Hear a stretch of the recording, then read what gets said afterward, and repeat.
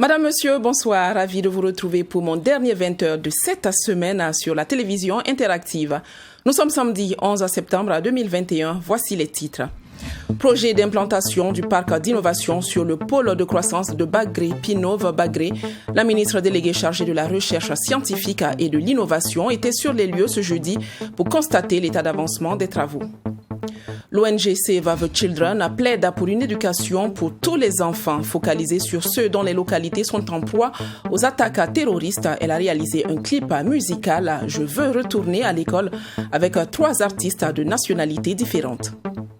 Journée d'hommage aux États-Unis pour les 20 ans de l'attaque des tours jumelles. Le président Joe Biden a présidé ces moments de recueillement avec à ses côtés les ex-présidents Bill Clinton et Barack Obama. Nous démarrons ce 20h avec la ministre déléguée chargée de la recherche scientifique et de l'innovation, Maminata Coulibaly Traoré, qui a visité ce jeudi 9 septembre le parc d'innovation de Bagré-Pôle. L'Agence nationale de valorisation des résultats de la recherche scientifique et des innovations ANVAR. La ministre déléguée s'est faite une idée précise de l'état d'avancement du projet d'implantation du parc d'innovation sur le pôle de croissance de Bagré, Pinov Bagré. Sanata Séré pour le reportage. Nous sommes au parc d'innovation de l'Agence nationale de valorisation des résultats de la recherche scientifique et des innovations, ANVAR, situé dans la plaine de Bagré-Pôle. Ce parc d'innovation d'une superficie de 52 hectares constitue une vitrine vivante où l'ensemble des performances des chercheurs en termes de technologie et de variétés sont mises en valeur. Un parc d'innovation qui vise donc à encourager les producteurs à l'utilisation des différentes méthodes technologiques pour plus de productivité. Ici, c'était pour déjà venir voir ce qui est fait sur le terrain.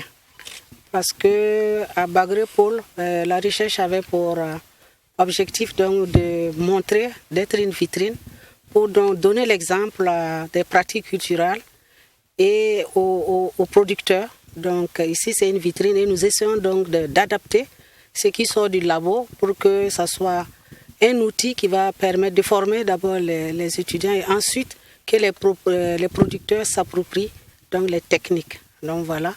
J'ai vu que c'est vrai qu'on a un problème de moyens pour investir sur les 52 hectares, mais les responsables de ANVAR ont trouvé l'idée donc, de faire travailler les producteurs, d'exploiter pour ne pas laisser les terrains nus. Entre autres variétés de plantes promues dans ce parc d'innovation, il y a la papaye, la banane, le maïs, le soja, le riz, le manioc et la patate. Des variétés à haut rendement développées par l'Institut de l'environnement et de recherche agricole, INERA, et qui sont plus résistantes aux maladies selon le directeur général de l'ANVAR. Nous sommes dans la plaine de Bagré-Pôle et le premier objectif, c'est que ceux qui investissent à Bagré-Pôle puissent trouver des technologies sur place qui puissent être rentables au lieu d'aller en Chine ou ailleurs pour chercher. Sur place, nos chercheurs cherchent et trouvent. Et donc, on leur montre directement sur le terrain ce qu'il y a. Quand vous venez ici, un autre élément, c'est que l'idée est qu'au lieu que ce soit une vitrine juste pour venir regarder, on va prendre des jeunes qui veulent s'investir dans l'agriculture pour en faire leur business, les accompagner jusqu'à ce qu'ils acquièrent la maîtrise pour pouvoir s'installer à leur compte en termes d'agro-businessmen, des vrais cette fois-ci.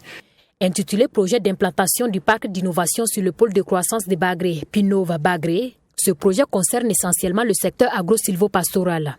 Il est logé au sein du ministère en charge de la recherche scientifique et géré par l'ANVAR. Son directeur général a saisi l'occasion lors de cette visite pour soumettre des doléances à l'endroit des autorités. Il s'agit notamment de la mise en place d'un dispositif qui va permettre de maîtriser l'eau et faciliter la production pendant les autres saisons. Changement de ville pour une autre visite à celui du ministère de la Santé et de son partenaire Sibiri Biomédical au centre d'hémodialyse du centre hospitalier universitaire Souro Sanou de Bobo Dioulasso. Ouvert en 2018, le centre a été entièrement rénové et équipé par l'entreprise Sibiri Biomédical. Les précisions avec Joseph Koudougou. Le service de nephrodialyse du CHU Souro Sanou de Bobo Dioulasso a reçu la visite du ministère de la Santé. Cette délégation du ministère de la Santé, conduite par le secrétaire général, est venue constater de visu les nouvelles installations faites dans ce service. Ces nouvelles installations ont été effectives grâce à une convention signée entre l'État et Sibiri Biomedical Services. Cette convention se fait sous un nouveau mode d'acquisition des équipements biomédicaux qui fait en sorte que nous sommes en parfaite symbiose avec le fournisseur et qui nous met à notre disposition de l'équipement de qualité.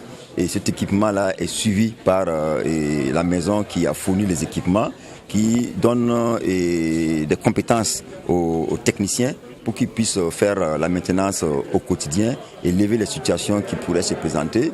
Mais aussi, il y a des checks qui se font de façon régulière avec les équipes au niveau local ici. Mais aussi, les prestataires sont régulièrement mis à niveau par rapport à l'utilisation de ces équipements et des intrants. Le centre de dialyse a aussi bénéficié du parrain, un don d'onduleur qui permettra de protéger les équipements. Nous avons jugé vraiment judicieux d'offrir cet onduleur d'un montant de 21 millions de francs. Et lors de la visite, la responsable de la salle de dialyse a relevé beaucoup d'insuffisances concernant la capacité des eaux en traitement, l'entrepôt pour stocker les consommables. Toutes ces doléances ont été prises en compte. Nous allons travailler en étroite collaboration avec le ministère de la Santé pour pouvoir apporter des solutions pour nos patients. Quant à la qualité du matériel, Sibiri Biomedical Services rassure et donne des garanties. On a eu à installer des générateurs dernière génération sur Dial X au sein de l'hôpital Sorosano. On a eu installé en totalité 18 postes et un système de traitement d'eau. C'est à apprécier surtout sur la qualité des soins qui est offert aux patients. Donc c'est déjà ça le plus important. Pour les dialysés, ce geste de l'État est à saluer, mais il y a encore des efforts à faire. Et toujours est-il qu'il y a des insuffisances, le problème de fissure qui est très élevé et vraiment on voulait lancer un appel à l'État qui n'ont qu'à nous aider avec ça. Et aussi, il y a toujours aussi des problèmes de coupure d'eau. Souvent, on arrive et on ne peut pas dialyser. Et aussi, il y a une liste d'attente de malades qui sont hospitalisés en haut. Manque de place, par manque de place. Si on pouvait avoir un autre centre plus grand ici à Bobo, ça nous ferait vraiment très très plaisir. Ces nouvelles installations viennent insuffler une nouvelle dynamique au service de dialyse du CHU Sorosano qui, faut-il le rappeler, a été inauguré en avril 2018. La communauté mathématique, en abrégé CEMAT, célèbre l'excellence en mathématiques au Burkina Faso. Elle a procédé ce samedi 11 septembre à la remise de prix aux lauréats des Olympiades en mathématiques. Ce sont au total 33 élèves de 10 régions du Burkina qui ont été primés. La compétition a été ouverte aux élèves de la classe de seconde, de première et de terminale. Fatimata Konaté avec la voix de Adam Khaled Ouedraogo. Ils étaient au total 1400 élèves au départ. 100 ont été sélectionnés, puis 5 de chaque catégorie ont été retenus pour la compétition finale.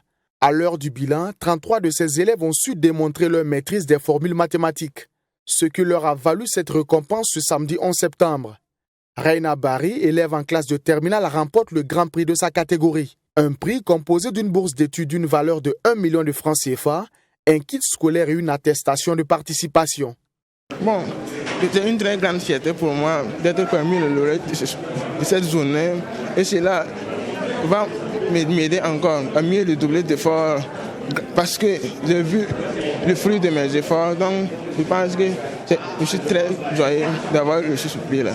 Je suis un très grand fan des mathématiques et je suis reconnaissant de l'impact qu'ont les mathématiques dans notre société. Donc les mathématiques ne sont pas négligées, nous devons les valoriser. Pour une première édition, les organisateurs des Olympiades en mathématiques se disent satisfaits des résultats de cette compétition d'envergure nationale. En tout, il y a eu 15 lauréats qui ont été primés ici à Ouagadougou, mais en tout, les 33 premiers seront primés. Ça veut dire 11 en seconde, 11 en première, 11 en terminale seront primés sur place. Eux vont recevoir leur prix sur place. C'est les 15 qu'on a demandé de faire le déplacement pour être primés ici. On a eu un prix spécial qui a été décerné à un élève de l'International School of Ouagadougou, Drabo Oskil, qui est très jeune. Il a participé au concours de seconde alors qu'il était seulement en 4e. et à la fin, il était 8e. À part ça, on a donné un prix à la fille qui a eu la plus forte moyenne. Parce qu'on a remarqué qu'il y avait une grande différence entre le nombre de filles et le nombre de garçons. Donc pour encourager les filles à participer à ce genre de compétition dans les années futures, on a décidé de lui décerner le prix. Toute initiative contribuant à la promotion des mathématiques est à encourager, selon la représentante du ministre de l'Éducation nationale, de l'alphabétisation et de la promotion des langues nationales. Il faut vraiment amener tout un chacun à s'intéresser aux mathématiques et aux sciences. Comme ils l'ont dit, les mathématiques sont vraiment très importantes pour le développement et les méthodes en tout cas d'enseignement que nous dispensons, notamment la méthode de résolution des problèmes, aident à résoudre les problèmes de la vie. Donc c'est quelque chose de concret, c'est quelque chose qui va leur servir dans tous les domaines de leur vie. Cette première édition des Olympiades en mathématiques n'a pas connu une grande participation des filles. Pour la prochaine compétition, le comité d'organisation les invite à s'y intéresser afin de pouvoir dénicher aussi bien des mathématiciens que des mathématiciennes. Le monde des organisations de la société civile du Burkina Faso compte désormais une nouvelle association dénommée Vénégré. Elle a officiellement lancé ses activités ce jour 11 septembre 2021 à Ouagadougou. Cela s'est fait lors d'une cérémonie au cours de laquelle les responsables de l'association Vénégré ont aussi présenté le logotype de l'association ainsi que ses visions. La dite cérémonie a connu la présence du ministre en charge de la jeunesse et de la promotion de l'entrepreneuriat, Sanata Siri. L'association Vénégré est une association socio-économique qui entend promouvoir le développement endogène à travers les valeurs culturelles au Burkina Faso. Cette organisation de la société civile œuvre dans plusieurs domaines, à savoir l'entrepreneuriat, l'employabilité des femmes et des jeunes et l'assistance aux personnes vulnérables, selon son président. Nous avons créé ce cadre que nous voulions, un cadre de la société civile pour apporter un plus dans l'édification de notre nation. Les prochains défis, c'est d'aller vers la base. Vous allez nous voir bientôt, nous allons vous inviter au niveau des différents arrondissements avec les différentes associations partenaires où nous allons organiser des activités pour mettre en branle notre programme d'activité, notamment la formation à l'égard de la jeunesse et des femmes dans des domaines que nous aurons ciblés où nous sentirons les besoins au niveau des jeunes et des femmes pour qu'ensemble nous puissions construire cette dynamique que nous avons entamée. Cette cérémonie de présentation et de lancement des activités de l'association Vénégré a connu la participation du ministre en charge de la promotion de l'entrepreneuriat et du maire de la ville de Ouagadougou. Armand Pierre Bewende a salué cette initiative tout en félicitant les premiers responsables de l'association pour leur engagement auprès des autorités. C'est avec beaucoup de plaisir et beaucoup de joie que nous avons assisté cet après-midi, ici dans la salle de réunion du CBC, à la création d'une nouvelle association qui s'appelle l'association Vénégré. Vous savez que pour porter le développement dans une ville comme Ouagadougou, il faut compter avec la participation citoyenne. Et à chaque fois que des citoyens, des hommes et des femmes, se retrouvent pour se mettre ensemble et porter des projets, nous ne pouvons qu'être satisfaits. Parce que sans une participation citoyenne réelle, il n'y a pas de développement. Vous avez beau avoir des bons projets, vous avez beau avoir même des financements, si vous n'avez pas des associations qui vous accompagnent dans les quartiers, dans les arrondissements et les secteurs, il est très difficile. L'association compte en son sein plus d'une centaine de membres, avec un bureau exécutif de 6 membres, dont un président et un secrétaire général. La présente cérémonie a été marquée par une remise de lettres d'émission aux différents points focaux de l'association. Alors que les pluies s'espacent, les campagnes de reboisement, elles, se poursuivent dans la capitale à Burkinabé. Les stagiaires de la société Sounou Assurance ont mis en terre 150 plants ce samedi. Si l'activité qui est à inscrire dans le cadre du programme Kiffe tes vacances est une première, le programme, quant à lui, est à sa 3e édition. La plantation d'arbres s'est faite sur le site de la ceinture verte de Ouagadougou. Un choix qui répond ainsi à l'appel des autorités municipales à contribuer donc à la reforestation de cet espace. Abdoulrahim Magneni. C'est le concept « Un stagiaire, un arbre » qui est lancé par Sounou Assurance Vie à travers cette activité de reboisement. Une activité qui marque la fin du programme Kiffe tes vacances et s'inscrit dans le cadre de la volonté de Sounou Assurance Vie à contribuer à la réhabilitation et à la restauration de la ceinture verte de Ouagadougou. Une initiative saluée par le conseil municipal qui s'est engagé à restaurer cette bande verte en état de dégradation. Et c'est depuis 2016, à notre arrivée, en tout cas à notre prise de fonction, que le maire, la commune de Ouagadougou et l'ensemble du conseil municipal, le constat a été fait et qu'il fallait réhabiliter la ceinture verte. Donc un plaidoyer a été fait. Aujourd'hui, nous sommes accompagnés par Sounou Assurance Vie Burkina Faso. Le DG est là. Ils ont sollicité en tout cas nous accompagner au niveau de la ceinture verte. En tout cas tout de suite, le maire de la commune de Ouagadougou, le conseil municipal, nous avons accordé parce que c'est ce que nous recherchons. Le programme Kiffe tes vacances, qui s'achève avec cette activité de reboisement, a permis durant 45 jours d'accompagner les jeunes en termes de formation en entrepreneuriat et leadership. Occasion pour les stagiaires d'entrer en contact avec le monde professionnel. Des centaines d'étudiants, demandeurs de stage, de leur permettre de pouvoir avoir une immersion en milieu professionnel, avoir des formations en développement personnel. Ensuite, c'est des formations également sur des techniques de vente, sur des techniques de prise de parole en public. Alors cette année, nous avons ajouté d'autres types d'activités, comme des visites d'entreprises partenaires à Sounou Assurance Vie, qui ont bien voulu accueillir ces stagiaires-là également en visite. Et également, aujourd'hui, l'activité qui nous réunit ce matin, c'est une plantation d'arbres. Parce que c'est un acte citoyen et cela participe donc de l'éducation citoyenne de ces stagiaires que nous avons eus avec nous pendant 45 jours. Ce sont 150 plants qui sont mis en terre sur une superficie d'1 hectare. Les autorités municipales ont insisté sur l'entretien de ces plants.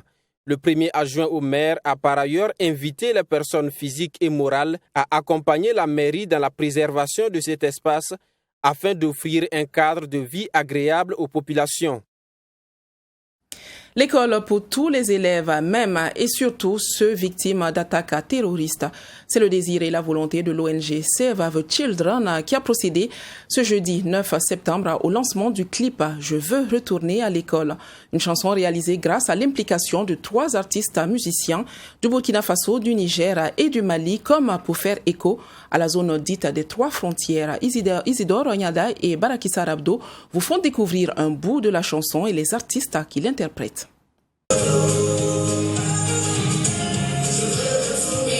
Je veux retourner à l'école, c'est le titre de la chanson dédiée aux élèves déscolarisés du Sahel, victimes de menaces terroristes. Une chanson initiée par l'ONG Save the Children afin de faire un plaidoyer auprès des gouvernants pour un retour à l'école de tous les élèves des pays de la zone dite des 3 frontières. C'est un message, c'est un cri du cœur, c'est la voix des enfants qui veulent retourner à l'école et qui sont privés d'école à cause des conflits dans le Sahel central.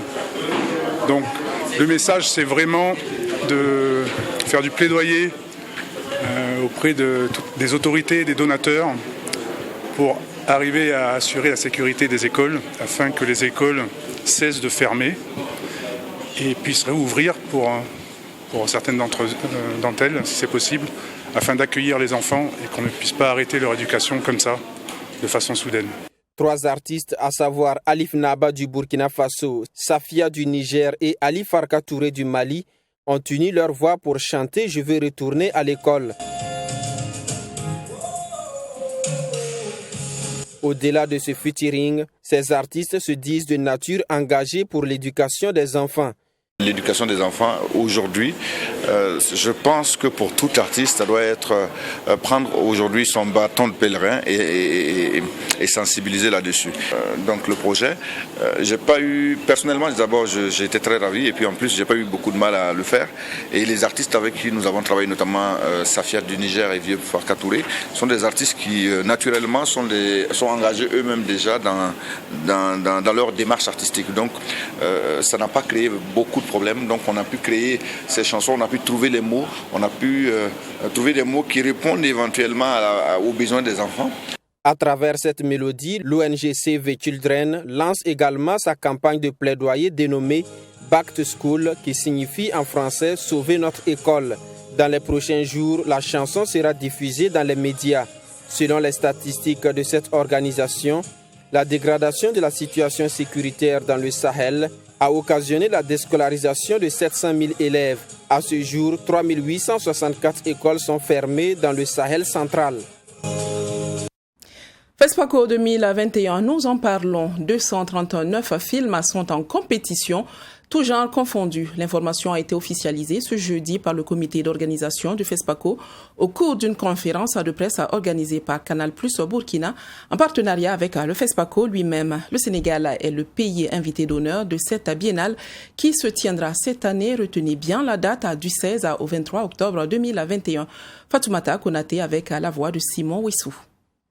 Cinéma d'Afrique et de la diaspora, nouveaux regards, nouveaux défis, c'est sous ce thème que se tiendra la 27e édition du Festival panafricain de cinéma et de la télévision de Ouagadougou FESPACO 2021. Cette année, des innovations sont à l'ordre du jour. Elles visent, entre autres, à faciliter l'accès au financement et à l'insertion de ceux qui désirent se lancer dans le domaine du 7e art. Nous avons, la section professionnelle, le MICA, le Yenenga Post-Production, qui est beaucoup plus la possibilité de donner aux porteurs de projets de pouvoir finir les films, avoir des partenaires, des producteurs, des partenaires financiers, ou techniques aussi pour pouvoir finir les films. Ça, c'est ce qu'on appelle le Yenenga Post-Production. Nous avons aussi le Yenenga Academy, qui est beaucoup plus en fait pour donner la possibilité à ceux qui veulent faire du cinéma, qui veulent travailler dans le milieu du cinéma, qui aspirent à travailler dans ce milieu sans savoir exactement quelle branche, suivre. Donc cette branche va les permettre quand même, cette section va les permettre de pouvoir se situer dans leur carrière professionnelle. Partenaire du FESPACO, le directeur général de Canal+ Burkina se réjouit de cette collaboration. Il témoigne également sa gratitude au comité d'organisation pour avoir associé l'entreprise à l'organisation de ce biennale. Canal+ est partenaire de la culture partout en Afrique et spécialement au Burkina Faso. Partenaire de la culture, partenaire du cinéma, partenaire des talents. Donc on a toute notre place au sein du FESPACO et je remercie beaucoup M. Moussa Sawadogo, qui est le directeur général du FESPACO, et toute son équipe d'avoir accepté qu'on soit partenaire, d'avoir accepté de prendre notre place. Donc on va être partenaire parce qu'on participe à l'organisation du FESPACO et on est aussi partenaire d'une autre manière puisqu'on a contribué, on a aussi travaillé sur des films qui seront projetés au FESPACO et on espère qu'ils auront une belle vie, qu'ils vont plaire au public et puis aussi qu'ils auront des prix. Pour cette nouvelle édition, le délégué général du FESPACO, Alex Moussa Sawadogo, rassure que des mesures idoines seront prises pour garantir la sécurité de tous les acteurs. Les autorités et bien sûr la délégation générale du FESPACO aussi travaillent d'arrache-pied pour mettre en place aussi, nous avons mis en place aussi toutes les dispositions sécuritaires afin que nos invités, les professionnels, les spectateurs aussi bien sûr aussi puissent en profiter aussi du FESPACO. Sur 1132 films inscrits, 239 ont été retenus, mettant ainsi en compétition 50 pays d'Afrique. Et le Sénégal est l'invité d'honneur de cette 27e édition du Festival panafricain du cinéma et de la télévision de Ouagadougou. Actualité hors de nos frontières. Au Mali, le gouvernement demande l'accompagnement des partenaires techniques et financiers pour l'organisation des assises nationales de la refondation et la mise en place de l'organe unique de gestion des élections. C'est en substance ce qu'on peut retenir de la rencontre entre le Premier ministre Choguel Kokala Maïga et les ambassadeurs accrédités du Mali et les représentants des organisations internationales. La rencontre qui s'est tenue ce 9 septembre au Centre international de conférence de Bamako. Reportage de notre correspondant au Mali, Bourima Soulou. Dans sa quête de soutien pour l'organisation des assises nationales de la refondation, le gouvernement du Mali multiplie les rencontres. Cette fois-ci, ce sont les partenaires techniques et financiers qui ont été rencontrés par le Premier ministre de la Transition. Le corps diplomatique accrédité au Mali s'est dit disposé à accompagner le pays, mais demande un certain nombre de garanties. Faut-il insister sur la ligne directrice des politiques à venir, à savoir la cohésion sociale, le consensus politique, l'inclusivité, le développement humain et la justice qui constituent les ingrédients d'une gouvernance démocratique vertueuse.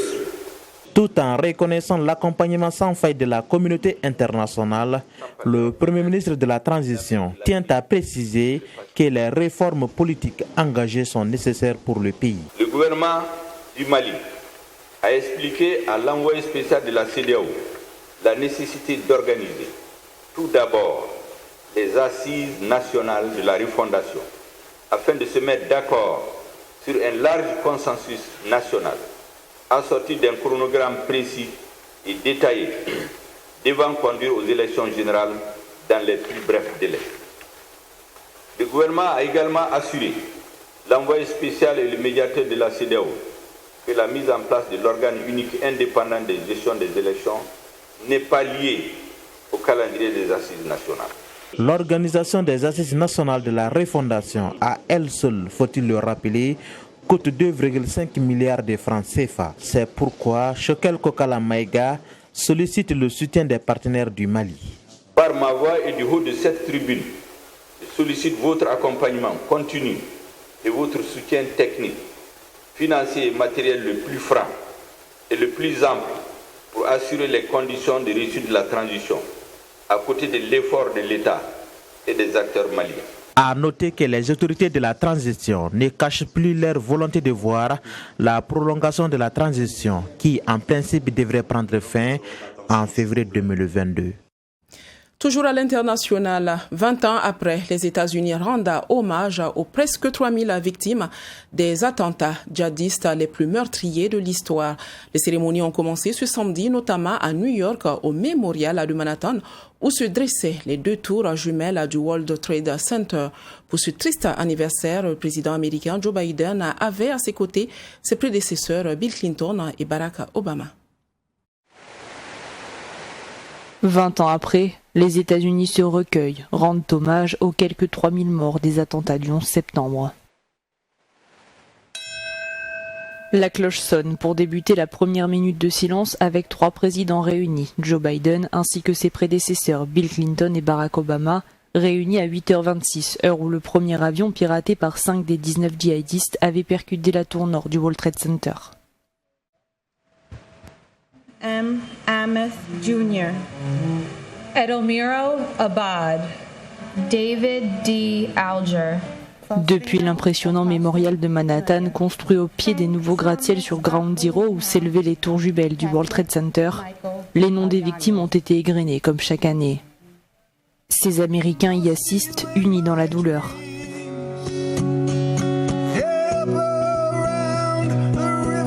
Une cérémonie rythmée par des hommages en musique avec le chanteur Bruce Springsteen et l'hymne américain entonné par un chœur de jeunes enfants. D'autres minutes de silence et des hommages musicaux se succèdent pour marquer les tragédies de ce funeste matin du mardi 11 septembre 2001, l'effondrement des tours de New York, l'attaque contre le Pentagone près de Washington et le crash d'un des avions en Pennsylvanie. Et c'est la fin de cette session d'information. Je vous retrouve la semaine prochaine pour de nouvelles actualités. Bon week-end à tous. Bonsoir.